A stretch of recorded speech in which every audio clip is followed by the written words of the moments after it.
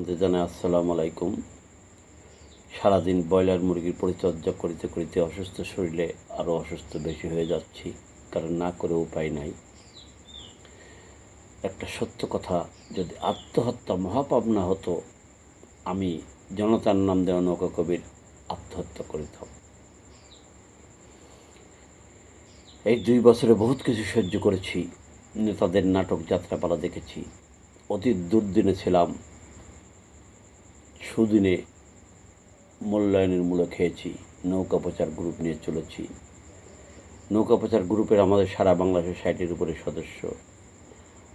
আমি, শরীয়তপুরের আলী, আমাদের কোটলীপাড়ের ইলিয়াস ভাই, আমরা 3 গ্রুপে বাংলাদেশের বিভিন্ন এলাকায় ঘুরিয়াছি। ঘুরিয়া দেখিয়াছি কত নেতা মুখে বলতো বড় বড় কথা, ভিতরে নাই বঙ্গবন্ধুর মূল আদর্শ মানবতা। শেখ হাসিনা করত দেশের উন্নয়নের কাজ। শেখ হাসিনার উন্নয়নে ঢোল বাজিয়ে ব্যক্তি স্বার্থ হাসিল করাই ছিল তাদের কাজ। এখন আসিয়াছে আবার দলের দুর্দিন। আমাদের মতো কর্মীর কাছে আওয়ামী লীগ নেতা নেত্রীরা আছে, কিন্তু তারা ঋণ শোধ করবে না। তবে আমাকে কয়েকটা কথা ইসের জন্য এখন আমাকে বাঁচার খুব ইচ্ছা আমার, যে শেখ হাসিনার জয় দেশে আসার আগ পর্যন্ত, আশা পর্যন্ত তাদের সাথে দেখা করে যেন মরতে পারি। কারণ জয় বলেছিল ত্যাগ আছে পদ নাই, এই ত্যাগে টিকে আছে আওয়ামী লীগ। ইনশাআল্লাহ তৃণমূলের মাধ্যমেই সামনে নেতা নির্বাচন হবে। তার প্রথম কথা সে ঠিক রেখেছে। ভারতে যে শেখ হাসিনার অডিও রেকর্ডিং হয়েছিল এক জায়গায়, সেখানে অনেক নেতা আবেদন করেছিল সেখানে উপস্থিত থাকার জন্য। আবেদন জয় গ্রান্টেড করে নাই। আপনারা জানেন সারা পৃথিবীর 30 কোটির উপরে মানুষ দেখেছে। 1000 ছোট বড় মিডিয়া প্রচার করেছে শেখ হাসিনার ওই কনফারেন্স। দ্বিতীয়ত, আমার শেখ হাসিনার পরে যার আমার মনে সব থেকে স্থান, সেটা হচ্ছে রাজশাহীর মেয়র খায়রুজ্জামান লিটন সাহেব। তিনি বলেছেন ইনশাআল্লাহ 3 মাসের ভিতরেই আসব। আমার জানা মতে যারা সততা নিয়ে চলেছে, শেখ হাসিনার কথা মতো বঙ্গবন্ধুর আদর্শ মতো যেসব নেতা নেত্রী চলেছে, তারা বিদেশে যারা আছে তারা কষ্টে আছে, এবং বেশিরভাগ নেতাই আছে জেলখানায়।